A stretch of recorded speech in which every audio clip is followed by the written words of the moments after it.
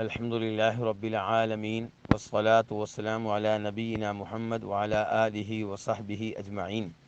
ایک بھائی اپنے سوال میں لکھتے ہیں کہ ہم لوگ چند سالوں سے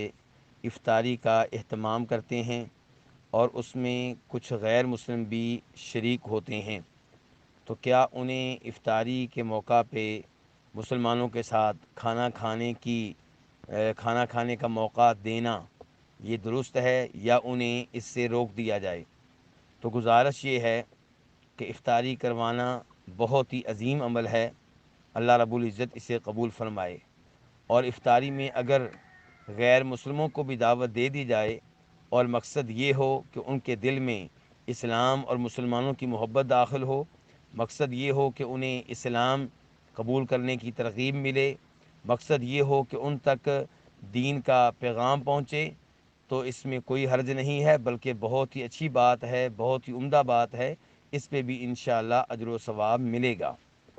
اور اس کے ساتھ ساتھ اگر نیت یہ ہے کہ یہ کھانا ہماری طرف سے ان غیر مسلموں کے لیے تحفہ ہوگا، ہدیہ ہوگا، تو اس میں بھی کوئی حرج نہیں ہے، کیونکہ نبی علیہ الصلاۃ والسلام ان غیر مسلموں کو تحائف دیا کرتے تھے، لیا کرتے تھے، جن کے ساتھ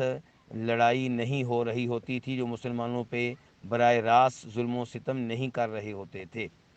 تو اس لیے غیر مسلموں کو اگر آپ دعوت اس لیے دیتے ہیں کہ وہ مسلمانوں کے قریب ہوں گے، ممکن ہے کل کو دین اسلام قبول کر لیں، یا کم از کم ہماری طرف سے انہیں پیغام اسلام پہنچ جائے، تو انشاءاللہ یہ بہت ہی عظیم عمل ہے، اچھا عمل ہے، اس میں کوئی حرج نہیں ہے۔ اور اگر آپ ان کو دعوت دیتے ہیں اور ان کو دعوت دینے کے نتیجے میں